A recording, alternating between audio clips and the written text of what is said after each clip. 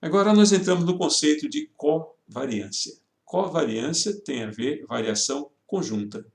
Então é uma medida de existência de sincronismo entre duas variáveis aleatórias.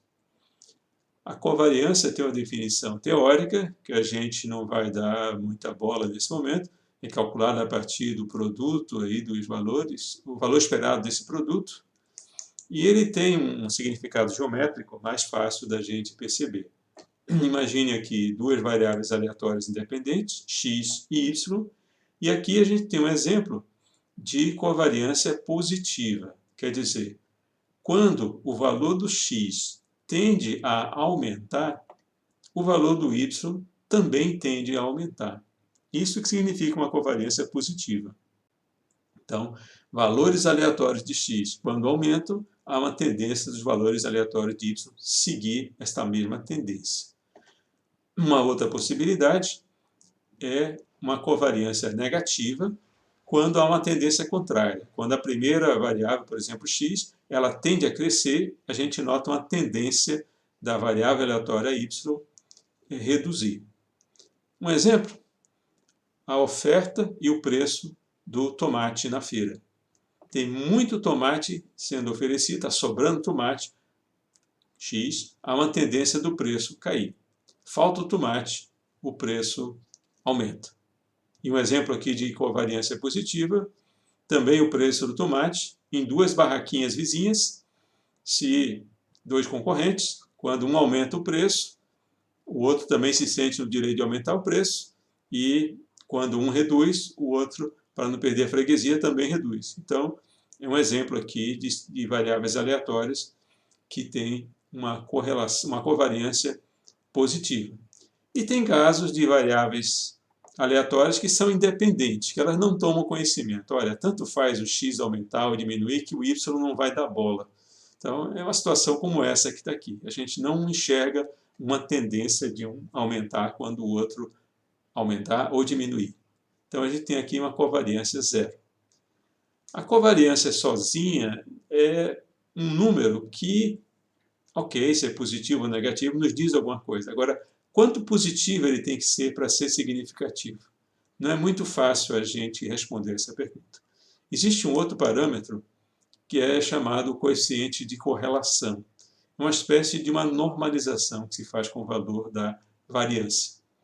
A gente define, então, o coeficiente de correlação, denotado por essa letra grega ρ, através dessa conta. A gente pega a covariância e divide pelo produto dos desvios padrões.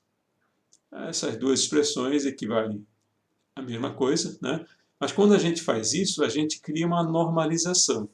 O valor máximo possível para o coeficiente de correlação vai, então, ser determinado em função dessa normalização. Ele varia sempre entre -1 e +1. +1 significa que eu tenho uma correlação perfeita. É como se duas variáveis aleatórias x e y elas fossem perfeitamente sincronizadas. Uma aumenta 20%, a outra vai aumentar 20%. Uma diminui 30%, a outra vai diminuir 30%. O outro extremo é um coeficiente de correlação -1, que é uma correlação inversa perfeita. Certo? Quando um aumenta, a outra diminui na mesma proporção. E no meio disso está o coeficiente de correlação igual a zero, que caracteriza independência entre duas variáveis aleatórias, ou seja, não há nenhum tipo de sincronismo entre elas. É também comum usar o coeficiente de variação, que é o valor do coeficiente de correlação elevado ao quadrado. A gente tem a perda de não saber mais o sinal, se é uma correlação positiva ou negativa, mas o coeficiente de variação ele é um pouco mais sensível, a gente percebe com mais facilidade quando você está longe da condição de forte correlação.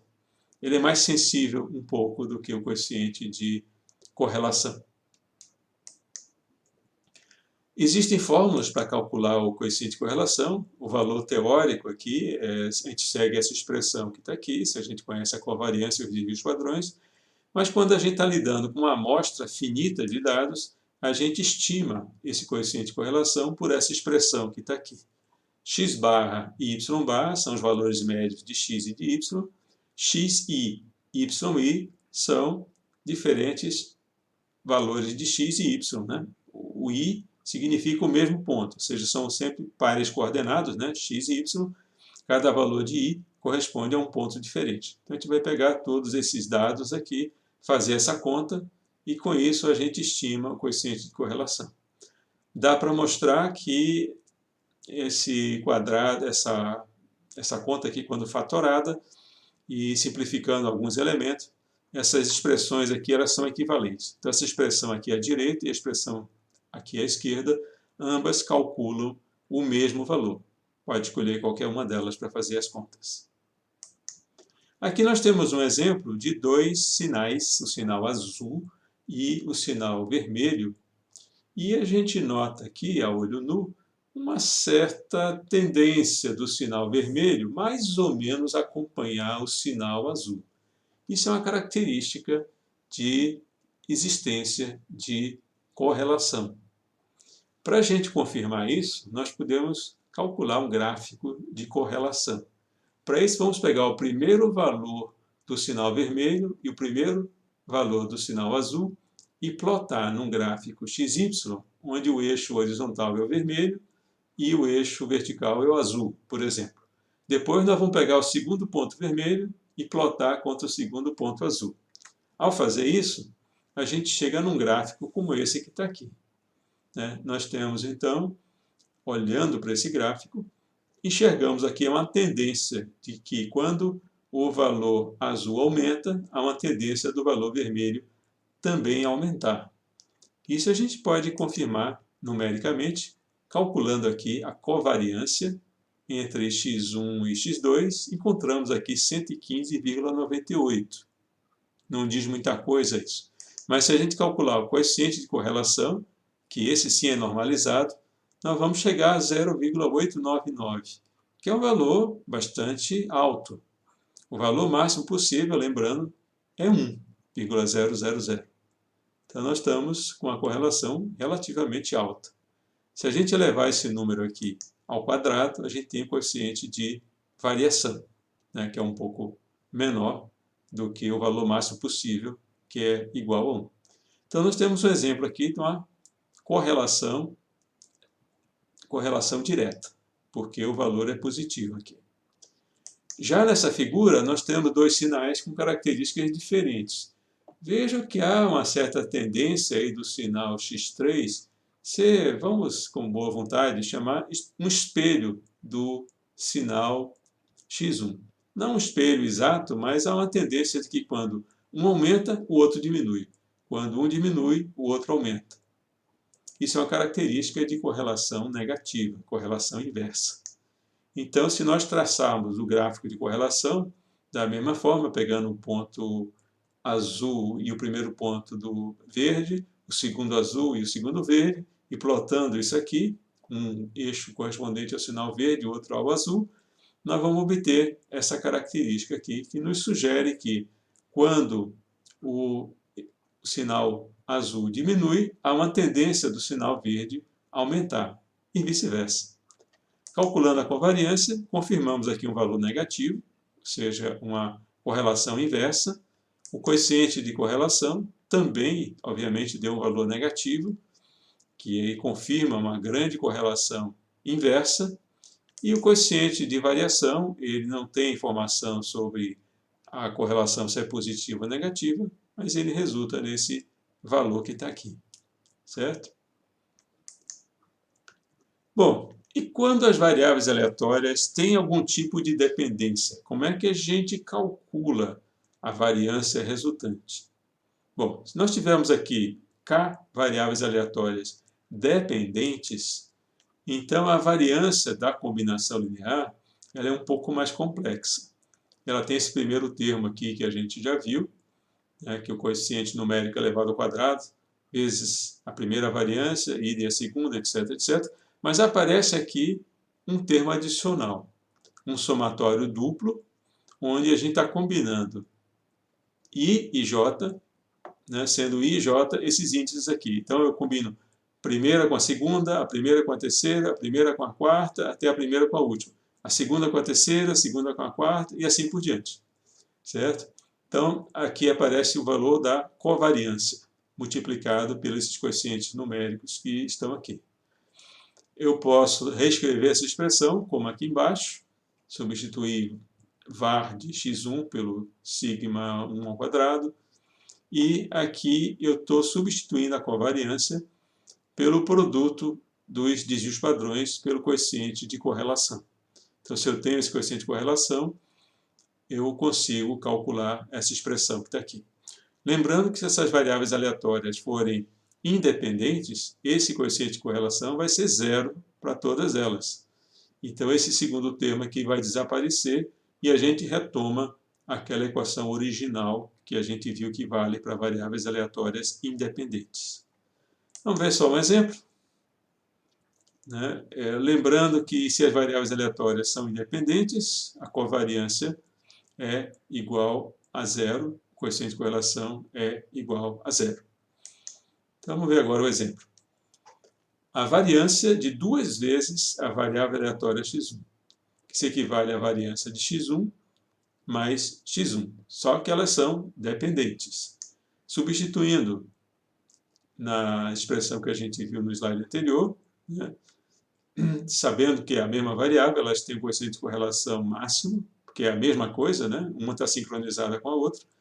Substituindo aqui a variância da primeira mais a variância da segunda, mais 2 vezes o desvio padrão da primeira, vezes o desvio padrão da segunda, vezes o coeficiente de correlação entre elas. Se esse coeficiente for igual a 1, ele vai ser substituído aqui por 1, certo? E quando a gente faz essa conta, o resultado dá 4 vezes o sigma ao quadrado, que é aquele resultado que nós estamos confirmando aqui, que nós tínhamos visto alguns slides atrás. Bom, a distribuição log normal é um tipo de distribuição de probabilidade, diferente da normal, mas ela tem como peculiaridade o logaritmo dessa variável é normalmente distribuído. Para que serve isso? A principal aplicação, a gente vai ver, é quando a gente multiplica variáveis aleatórias com distribuição normal. Então, a função densidade de probabilidade, em vez da gente ter x, a gente tem um logaritmo de x, aqui, né? E ela tem mais ou menos essa cara aqui. Essa é a função densidade de probabilidade, e aqui é a função de distribuição cumulativa. E a principal aplicação dela é quando a gente tem várias variáveis aleatórias que estão sendo multiplicadas, cada uma delas com distribuição normal. Se a gente aplica o logaritmo aqui nessa expressão, a gente tem um log do x é igual ao log do x1 mais o log do x2 mais o log do x. Né? Então aqui a gente tem uma soma de logaritmos. E é aqui que a distribuição log normal ela é importante, quando eu tenho então multiplicação de várias variáveis aleatórias, cada uma com distribuição normal. Então, nós não vamos explorar essa distribuição log normal, mas é para dar uma noção de para que ela serve.